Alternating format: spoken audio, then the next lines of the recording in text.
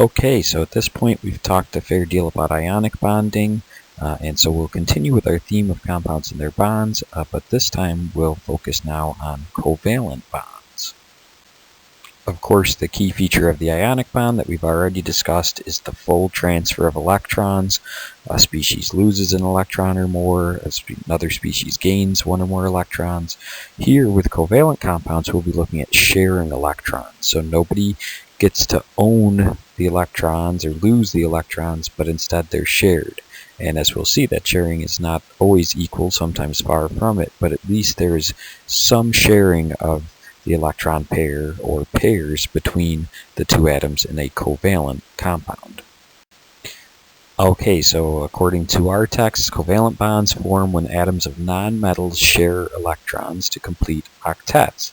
So the valence electrons are not fully transferred like they were with the ionic bond, but they're shared to get that stability. So it's like they have 8 electrons each for the atoms in the covalent bond.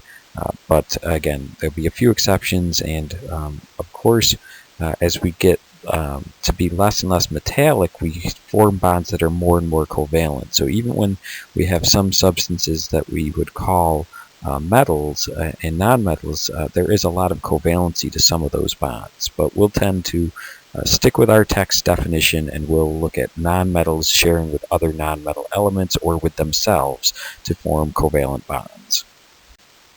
Alright, so if we want to think about the formation of a covalent bond, let's think about the simplest case, the hydrogen molecule, H2, which is how hydrogen appears as an element in nature. It's not stable as a free atom.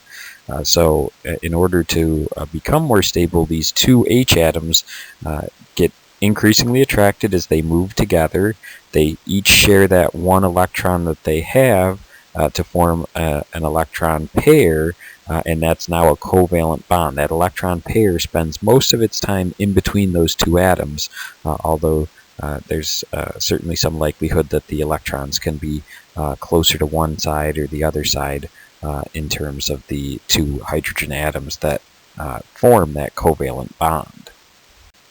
And here we see that process visually. So energy is our y-axis, and the distance between the nuclei decreasing is our x-axis. And so we see the two free hydrogen atoms are pretty high in energy as they move toward one another and decrease that distance between their nuclei. The energy gets less and less, and then finally the most stable state is that hydrogen-hydrogen shared electron pair, the covalent bond in the H2 molecule. Alright, so now that we looked at that very simple example of hydrogen, let's look at a more typical example, right? We're talking about octets, and then we show hydrogen that only has a pair. They're a duet.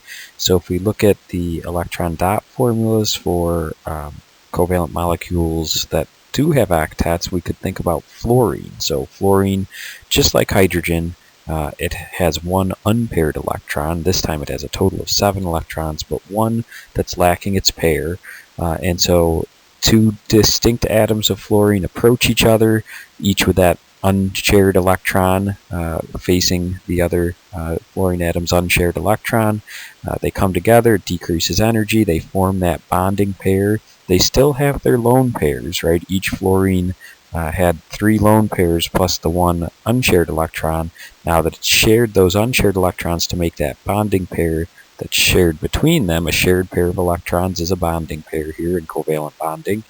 So we formed a covalent bond. Notice that we, instead of having just the dots there, the shared pair of electrons is represented by a line. And the lone pairs are still represented by those dots, each dot being an electron, the electrons occurring in pairs, so you have pairs of dots there, or the lone pairs of the fluorine atoms in a fluorine molecule. Each has an octet now because we count those shared electrons twice. We count them as though they belong to each fluorine atom, and so each has sort of an octet, although really that pair is shared between the two fluorines. So due to those unpaired electrons, especially with the small species period 1, period 2 of the periodic table, we have a lot of these diatomic molecules for the elements in those early portions of the table, as well as group 7a or group 17, the halogens, because they're missing just one electron from an octet, they tend to, as elements, they tend to share with another atom of the same element to make a diatomic. So we have the 7 diatomic molecules, H2, N2, O2, F2, Cl2, Br2, and I2. One of the mnemonics that I learned way back when I was a high school chemistry student, you just have to switch a few of these around, and you'd get help our needy class find brains immediately. So we're just switching out the O2 and the N2 from this table order, and the Cl2 and F2 you'd have to switch to meet that mnemonic. If that works for you, great. If you've got another way to keep that straight, Hofbrinkel is sort of a made-up German word that I've heard people use as a mnemonic. But you should know that these 7 elements don't occur in nature as free atoms. They always occur as covalent molecules. They're all nonmetals, so that makes sense for covalent bonding, and that's how you would expect them. And you could be assessed on an exam, for instance, that you'd have to know. I might ask just a simple question as to which of the following elements is diatomic. Or I could ask you about a question where something reacts with oxygen, for instance, and I would expect you to understand that it's O2, diatomic oxygen, not free oxygen atoms. So it is an important concept, so please do spend some time committing those to memory. I know I say I don't like to have you memorize a lot, and then in this chapter we've already memorized a fair deal, but beyond chapter 5 here we won't be doing that too much. Alright, so let's follow that up. Let's see if you've already committed them to memory. I would guess it might take you a little longer, but let's see. So for each of these, what is the name of each of the following diatomic molecules? So if you know your element symbols and naming, you should be good here. So pause the video if you need a moment and start it back up when you're ready to see how you did.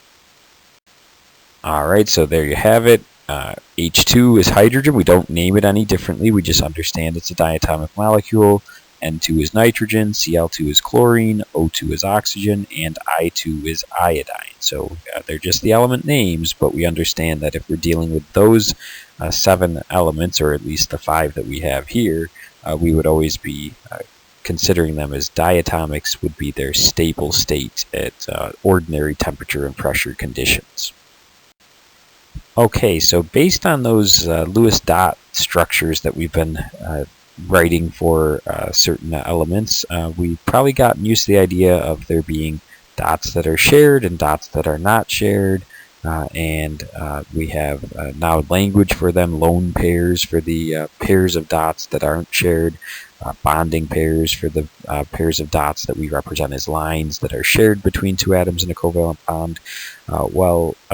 Oftentimes, the atoms that we'll talk about in the course have predictable bonding patterns, and it's usually equal to the number of electrons that are needed to make a stable electron configuration. So if we look here, we have some typical bonding patterns. Again, these bonding patterns are the typical type. It's not without exception. We do have some unusual things happening, but for the most part, we expect, say, hydrogen to form 1 bond. It has the 1 unshared electron. It can form 1 bond either with another hydrogen atom, as we saw a few slides back, or with a different type of atom, like a carbon atom or nitrogen. Hydrogen's a very common element, and it's very common in compounds because of the ability of it to share in a covalent fashion. Boron, we expect 3 bonds. Carbon, we expect 4 bonds. And then now nitrogen, if you draw the dots diagram for nitrogen, you've got the 1 pair of electrons, and then you have 3 single electrons. So it's those 3 single electrons that tend to be used for those 3 bonds. Phosphorus being in the same family, we expect similar behavior with 3 bonds.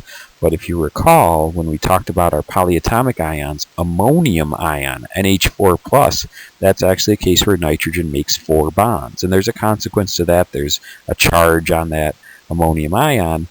But just be aware, there are times when we break with these traditional bonding patterns. These are good rules of thumb, but they're not without exception.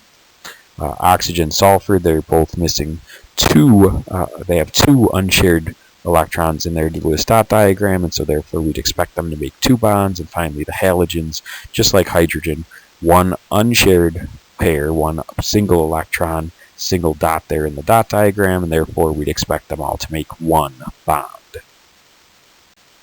So if we can show electron dots for individual atoms, why not show electron dot formulas for whole compounds, covalent compounds anyway? So we see here we have carbon, which has those 4 single dots, and then we have 4 hydrogens, each with its single dot coming in at the different angles, and we end up with a dot diagram for the methane molecule that shows an octet around the carbon. Of course, those are all shared with hydrogen, but it's like hydrogen gets a duet some of the time and carbon gets an octet some of the time. Notice, because we represent shared pairs in a covalent bond as a line, we have now the CH4 molecule, just a carbon with 4 single bonds, one each to 4 separate hydrogen atoms. If we do the same sort of thing with nitrogen and make the NH3 molecule, notice we have that lone pair up top that we keep even when we substitute lines for dots in the shared pair, the covalent bonding pair. We still have that lone pair on the nitrogen atom.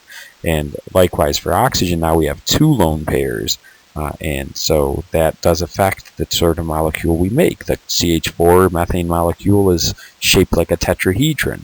The ammonia molecule, because of its 1 lone pair, is what we call trigonal pyramidal. And then finally, the water molecule with those 2 lone pairs is a bent molecule. And we'll talk about the angles. The angles are not 90-degree angles like our drawings here would suggest. We're trying to represent a 3-dimensional molecule in a 2-dimensional piece of paper or slide, and so that doesn't always work well. So just keep that in mind, that they look like everything's in the plane of the screen, but that's not true when we start to think about how the molecular geometry is in reality. Alright, so we have now a new problem, right, drawing these electron dot formulas. So we have our text helping us with these guides, these handy steps that help us to develop a pattern for how to go about this process. So the first step in drawing electron dot formulas involves determining the arrangement of atoms, who's in the center, who's on the outside. Next, we determine the total number of valence electrons. So we take all the atoms' valence electron count from their position in the table, and then we pool all those valence electrons together to get our total. Next, we're ready to attach each bonded atom to the central atom with a pair of electrons. We know they have to share with at least 1 line. Sometimes we'll talk about double bonds or even triple bonds in the course, and in reality quadruple bonds happen, and those are unusual, but if you go on in chemistry, you'll talk about those at a later date. So it is possible to share multiple pairs of electrons between the same 2 atoms, and we will have to deal with that in this course for at least double and triple bonding, and that will certainly be a topic that we investigate in much greater detail in Chem 142 if you stick around, if I haven't scared you off, which I hope I haven't. It's a lot of fun. This semester I hope has been fun. Next semester, if you choose to take Chem 142, will be a lot of fun as well. Finally, we place those remaining electrons using single or multiple bonds to complete the octet. So if we run out of electrons before everybody has an octet on the outside, who gets one, right? Hydrogen doesn't get an octet, it just gets the duet. So if we run out of electrons before we've done that, then we have to think about multiple bonds to complete octets. Okay, and we'll see some examples. So if the guide's not making a lot of sense yet, it's because we haven't practiced using that approach. Okay, so let's work one together. Here we'll draw the electron dot formula for the NH3 molecule, ammonia. So first we have to figure out the arrangement of atoms. So in ammonia, we're going to have nitrogen be the central atom because we really have no other option. Hydrogen can't be a central atom because it can't form more than 1 bond, at least not in the classic definition that we're using here in this course. So if we have just 2 nonmetal elements, one being hydrogen and the other being anything else, that anything else is going to be the central atom. We'll talk about other cases where we might have a little more problem, but this one at least was easy there to pick out the central atom. Step 2, we're finding the total number of valence electrons, and that's by looking at the position in the table and being aware of the valence electron count for the common elements that we encounter. So nitrogen's a group 5A or group 15 atom, so it's going to have 5 valence electrons, and we have just the one nitrogen atom here in ammonia, so we'll have a total of 5 electrons contributed by nitrogen. Hydrogen's a group 1A or group 1 element, so it has just the one valence electron, just the one electron total. And we have 3 of those hydrogen atoms, each bringing its 1 electron for a total of 3 electrons from the hydrogens, and 5 plus 3 gives us a total of 8 valence electrons for the NH3 molecule. Our next step, step 3, involves attaching each bonded atom to the central atom with a pair of electrons. So we have those 8 electrons total. We've used 6 here, 1 pair between the nitrogen and each of the 3 hydrogen atoms. Now moving on to step 4, we're going to place the remaining electrons using single or multiple bonds to complete the octets. So in this case, we've got all of our bonding pairs taken care of because we know nitrogen, well, really hydrogen is the problem. It can only form a single bond, so we can't think about multiple bonding here in this case where we have hydrogen as our only peripheral atom. But other cases where nitrogen's a central atom, we could encounter multiple bonds. Here we've already got everybody's duet taken care of in the sense of the hydrogens. To take care of nitrogen's octet, we put those 2 remaining electrons, right? We had a total of 8 valence electrons minus the 6 of those valence electrons that we used for the 3 single bonds to hydrogen, gives us a remainder of 2 electrons. We use those remaining 2 electrons to put a lone pair on the central atom, the nitrogen atom, and give it an octet. Right now the nitrogen has 8 electrons around itself, the 2 that it owns in its lone pair, and then the 6 that it's sharing, 2 each and 3 covalent bonds. So everybody's good. The nitrogen's got its octet. The hydrogen can't have more than a duet, and each has the duet, so we're good. If we were to run out of electrons before we've been able to give everybody an octet, that's when we have to think about multiple bonding. Okay, so let's follow up with a learning check, and yours is a little more complicated because it does involve chlorines as the peripheral atoms. How do I know that? Well, because carbon is a great central atom, so if you have carbon in anything else, usually carbon's the central atom.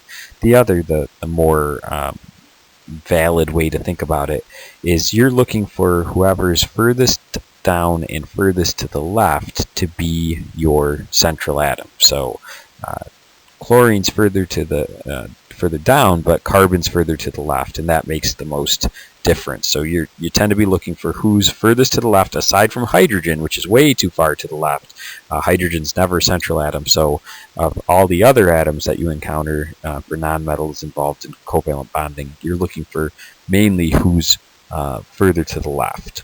Okay, so that's how we know to put carbon in the center, and then chlorine, of course, should have an octet for each of its chlorine atoms here in this CCl4 molecule, unlike hydrogen, which only had a duet. So with those hints, please go ahead, try to apply our approach and solve this problem of drawing the electron-dot formula for CCl4. Pause the video now and start it back up when you're ready to see how you did. Okay, so here we have it. We are looking for the central atom, and I told you that carbon is going to be the central atom, but generally we're looking for which atom is further to the left, further toward the metals, and carbon's in group 4A or group 14, so it's a few rows to the left of chlorine. If you're dealing with 2 elements in the same row, the same family, the same column, then you'll have to consider who's furthest down. The one that's further down is usually the central atom there. Okay, but this is easy. We look left first, and then if we don't have to deal with 2 elements that are in that furthest left column, then we don't worry about that, but it does come up from time to time. So here we have it, carbon in the center, the 4 chlorines arranged around carbon, just like we did with the hydrogens being arranged around nitrogen, only now we have a 4th, so we put it in the top position. Our second step still involves determining the total number of valence electrons. This time we have a lot more electrons to deal with.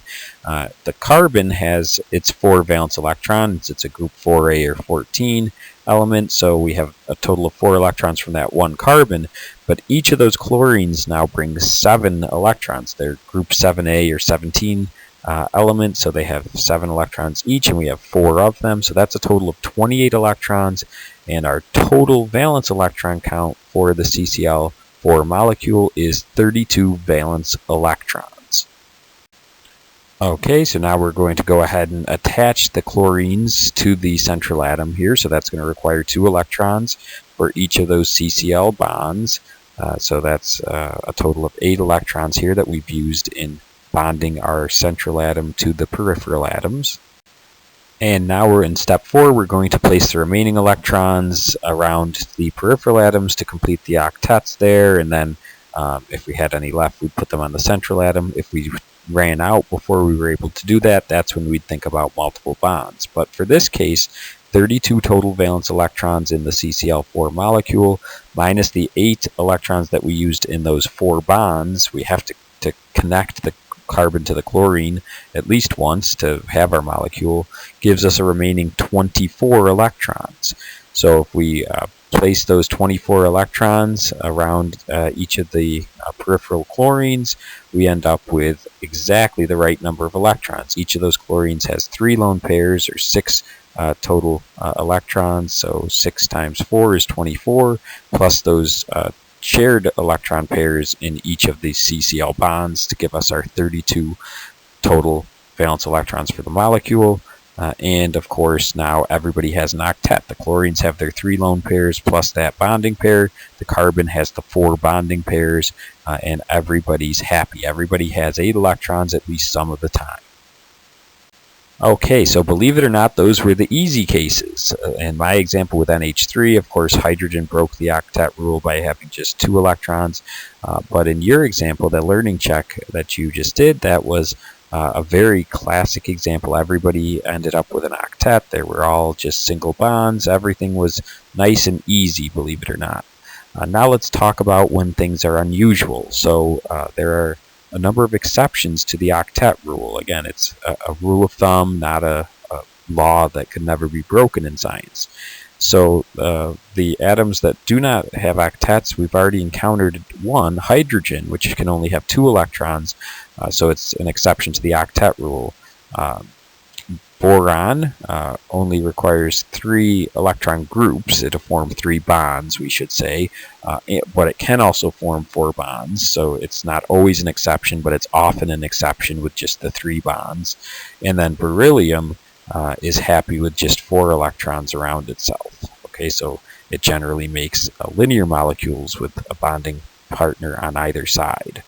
For expanded octets, we can have anybody who's in period 3 or lower actually can have expanded octets because they have those d orbitals, right? Once we get to period 3, we don't start to fill them yet, but we do have d orbitals in period 3, and so therefore we can use those d orbitals to put some electron density there and form more than 4 bonds, so or 4 electron groups. So phosphorus will commonly have 10 electrons or 8 electrons. It sometimes obeys the octet rule but can often violate it.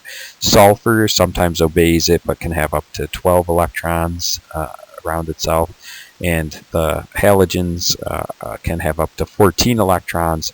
Of course, lower in the table we can see even more interesting things, but these are the typical exceptions. And if I go back up to the ones that have less than an octet, beryllium, of course, we would call a metal, but it tends to do a lot of covalent bonding. So that's already an example of something unusual happening. And then on top of that, it's an exception to the octet rule. So just get used to these by doing examples. Work as many of these as you can, because that's the best way to get the hang of writing Lewis dot diagrams for molecules and getting used to these exceptions to the octet rule. So far we've been lucky as well in that we've only done single bonding, and multiple bonding is important, and we will see some cases of it, but the simple cases we've looked at so far, there have just been one shared pair between 2 atoms in cases like the NH3 molecule had the 3 NH single bonds. The CCl4 molecule that you made had the 4 CCl single bonds. Well, that's just a single pair of electrons that's being shared. In a double bond, we would share 2 pairs between the same 2 atoms, and we'd show that as 2 lines. So don't forget, each line is really a pair. Double bond, 2 pairs represented by 2 lines. In a triple bond, we'd have 3 pairs shared between the 2 atoms, and we'd show that as 3 lines, each representing 2 electrons. Alright, so let's see this in action. Let's go ahead and together we'll draw the electron-dot formula for CS2, carbon disulfide as it's known. So the CS2 molecule, as I said, whoever's further left is likely your central atom. So carbon's further to the left, it's in group 4A or 14, as opposed to sulfur's in group 6A or 16. So carbon's our central atom here, and it's bonded to these 2 sulfur atoms. So that's our bonding arrangement. That's step 1 in our process. Moving on to step 2, we're going to find the total number of valence electrons. So we have the 1 carbon atom, which is group 4A or group 14. It's got 4 valence electrons, and that's what it's going to contribute to our total. For sulfur, sulfur is a group 6A or group 16 element. It has 2, we have 2 of them rather, so each brings its 6 valence electrons for a total of 12 electrons there, and an overall total of 16 valence electrons in the CS2 molecule. Next, step 3, we'll attach each bonded atom to the central atom with a pair of electrons. So we know they've got to be connected. We'll try 1 pair and see if that's enough, and that's used up 4 of our 16 electrons to have the single bond, the single shared pair between the carbon and each of the sulfur atoms. And moving on to step 4, we're going to place the remaining electrons using single or multiple bonds to complete the octet. So we have the remaining 12 electrons placed as 6 lone pairs on each, or 6 lone pairs total, 3 lone pairs or 6 electrons on each of the sulfur atoms as the periphery. It looks good for sulfur. Sulfur is very happy with this arrangement. The problem is carbon. Carbon has just 4 electrons around itself, and that is not a good situation. If this were beryllium in the center, beryllium would be fine with that, right? We talked about beryllium as an exception, and carbon is not happy like that. Carbon almost always has an octet, at least in the stable molecules it does. So we've got a problem. We ran out of electrons, and we don't have an octet on carbon. So what are we to do? And here's the answer, right? We can make multiple bonds. Instead of just sharing a single pair of electrons between carbon and sulfur, we can share 2 pairs of electrons between the carbon and each of the sulfurs. That will get a total of 8 electrons around carbon while still keeping a total of 8 electrons around each of the sulfurs, and everybody's valence is satisfied. So we have the C double bond S in each direction to form our stable carbon disulfide molecule.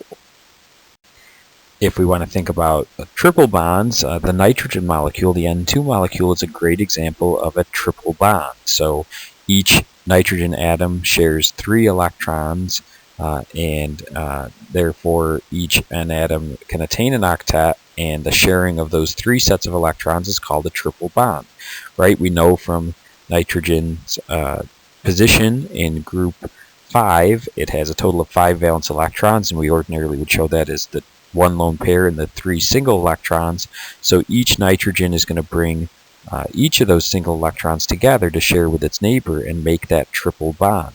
That's one reason the nitrogen molecule is so stable. It has the triple bond between itself, and that's why, although nitrogen makes up about 78% of our atmosphere, it does very little chemistry because we don't have the ability as humans to break that N triple bond. Fortunately, some of these nitrogen-fixing bacteria in the roots of legumes can do it and can get that relatively inert nitrogen to come into the nitrogen cycle, because if it weren't for those organisms, we would be in a much more difficult position, let's say, because humans, we can't break it. When there's a lightning strike, sometimes you'll smell the ozone smell from what the lightning does with the oxygen. That would be powerful enough to break some N triple bonds as well. But for the most part, the nitrogen is a very stable, relatively inert molecule, and it's due to the strength and stability of that triple bond. So sometimes when we're making multiple bonds, we can end up with a couple of different Lewis electron-dot formulas that have the same arrangement but differ in who's doing a double bond versus a single bond, for instance. So the way we show that is by showing a double-headed arrow between those two resonance structures to show that neither one is really the full picture. Typically, what's happening in reality is some sort of hybrid between the two. So more like a 1.5 bond instead of a single bond and a double bond alternating, for instance. And so what you do is you just write the 2 or 3 or however many possible Lewis structures there are, and then you show with that double-headed arrow that we have resonance possible. So let's look at an example of resonance. We'll look at the SO2 molecule.